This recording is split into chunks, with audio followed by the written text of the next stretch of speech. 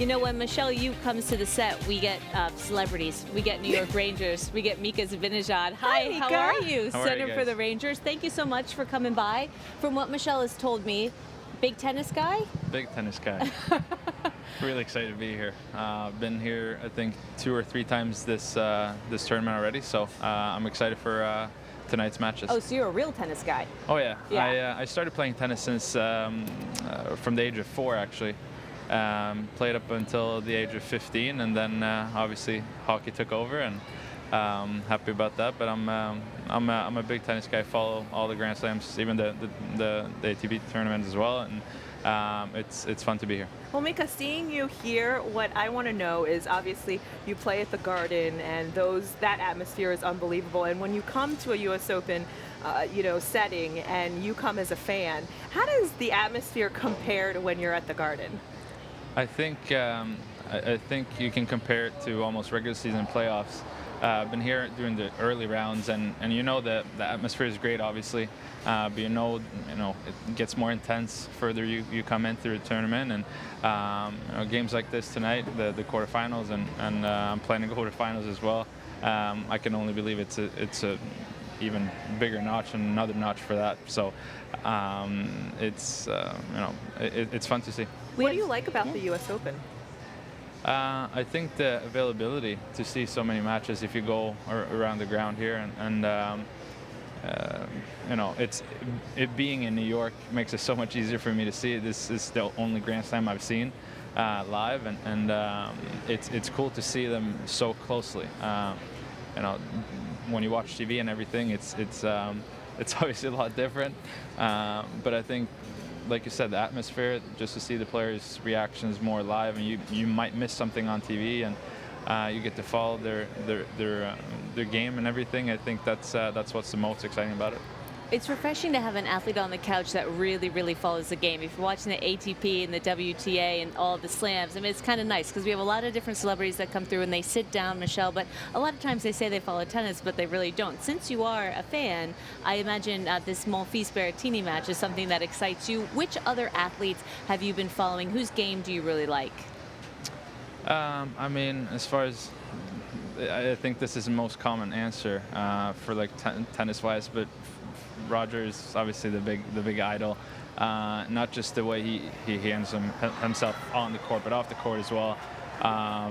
He really is a true gentleman, and for that I really see him as an idol. Even though we don't play the same sport, but it's a guy that I really admire, and I mean it's so hard to not give respect to guys like Djokovic and Nadal, and you look at the women's side, you got Serena, obviously the big one, but there's been some fun upsets this tournament, and I'm really looking forward to following it. We should have him as an analyst. I know. He's amazing. You're doing a great job. Yeah, the thing I think is really cool about Roger and Michelle, I don't know if you feel this way too, the way that he finished that match last night against Grigor Dimitrov spoke so much to who he is. He's a champion. We all know that. He's got fans around the world. They were willing him to victory even though his game wasn't there or he was having issues, with his back. But he got the job done. He gave Grigor the respect that he deserved. And afterwards in the press conference, I don't know if you saw, any question that was kind of deflected towards your injury or this or that, he was really quick to kind of recenter the narrative and say, this isn't about my back. This isn't about my health. This night belongs to Grigor Dimitrov, a player who he had faced 8 times and beaten the previous 7. For an athlete, for someone as competitive as you are, you're a professional. What does that tell you about how important that is and what that means to him? What goes through your mind when you hear not only that example, but Naomi Osaka, another example of just quality sportsmanship from the very, very best?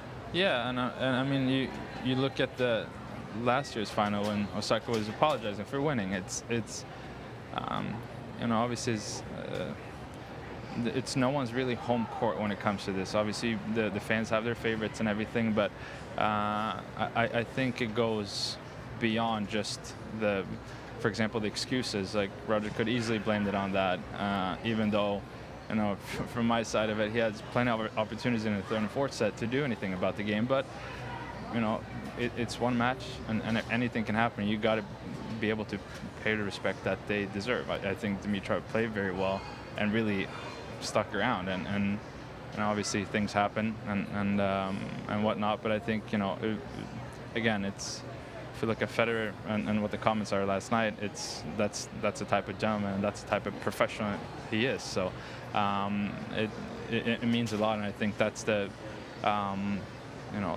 message there is no excuses really, and I think that's really, really cool to see. Someone to take inspiration from as a fellow athlete too, Michelle. You see somebody and setting the example, doing things the right way, and maybe it reinforces to you, hey, you know what? Good reminder. I should constantly try to be employing that too.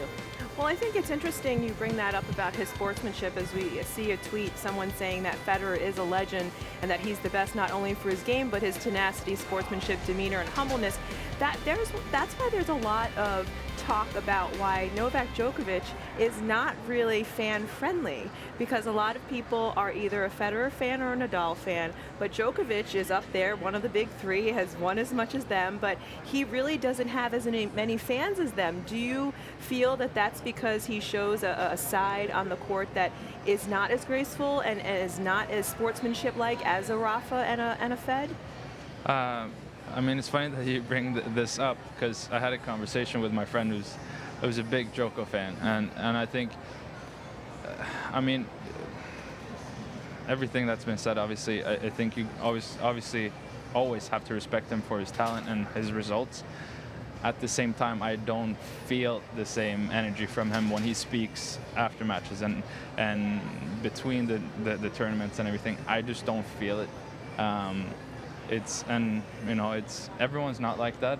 I don't think he's a bad guy or anything like that. I think he's just so focused on winning, and chasing Nadal and Federer the whole time. You have to be. I mean, that's a big accomplishment if you look at the way he's been winning his Grand Slams compared to maybe Federer and Nadal from the early years. But I don't know. It's hard to say, and obviously not knowing the guy how he is, but you can tell a difference in my mind, and nothing bad towards him, but I just think I think Rafa and Federer is on a different level. They're just so special, and it's fun to have polarizing figures, and the fact that they have their different personalities and their pros and their cons, because like you're hanging out talking to your friend, I feel like all of us, even fans that are watching US Open now, everybody has those conversations with their friends, where they say like, oh no, I'm a Roger guy, I'm a Djoko guy, no, Rafa's the best. I mean, it's something that connects us all, because at the end of the day, you're a professional athlete, you're also a sports fan. I mean, you're here as a fan. So what is the plan for you now? So do you get to like have a celebratory drink, or are you in training mode? Will you get some food? How are you going to do this tonight? I'm just gonna try to enjoy this as much as possible. Maybe catch the end of this game going on right now. But my dad is in town right now, so I know the signature cocktail is very good, so I might try one of those. I might have to try one of those again. But no, focus on training camp coming up here soon, and the team feels good. The new guys coming in, and I think the whole buzz around the team is really good. So it's an exciting season we have in front of us. Well, quickly before you go, I know Henrik Lundqvist, he was here a few times. He's a big tennis fan too, and I know you've told me in the past that you guys have played tennis. Oh, really? So how is he? Who wins? Well, we played when we were on All-Star break, and we were at Turks and Caicos, I believe, and I had no shoes or socks, so I played barefoot in like 95 degrees, and my feet were burning, but it was actually pretty tight. And he's a good player, but obviously he has everything else. He's the best looking guy, best dressed, so I'm gonna take this one away from him right now. So does he go to net? Like, is he a net player? He's a baseline. He has a his ground strokes are good, I think. Is he a pusher? Not really. I would say I'm the more aggressive one in that sense, and I don't know. I think in the long run I'll win. Look, he's got a lot going for him. You can just say it here on US Open now. You're better. You're better on the tennis court than Henrik Lundqvist. He's winning at life in many, many other respects. Very true. It's fair.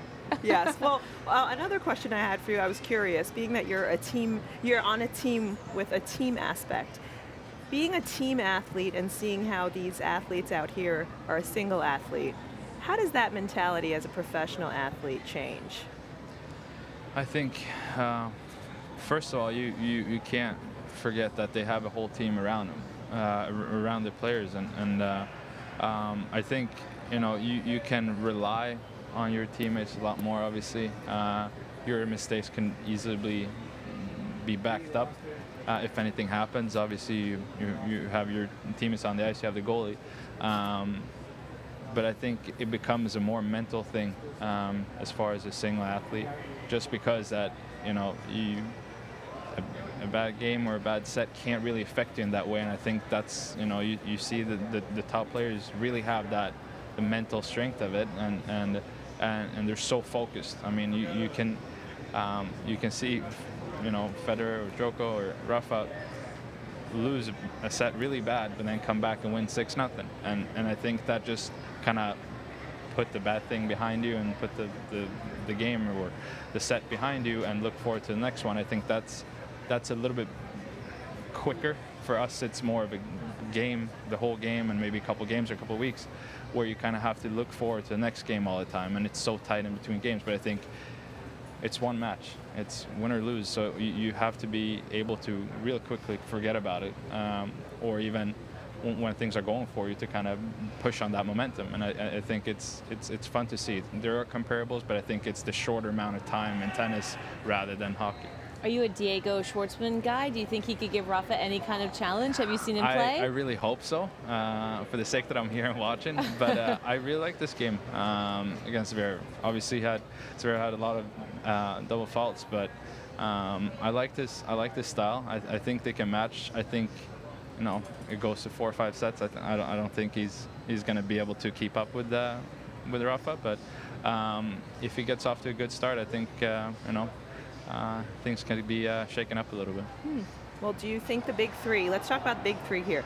Do you think that Nadal will surpass Federer, and do you think Djokovic can surpass them all? Yes and yes. What I'm hoping for is to Federer to stay at the top there, obviously. But I mean, that kind of makes it interesting as well. And seeing Djoko out and Federer out, Nadal has all the chances right now to really make that happen. But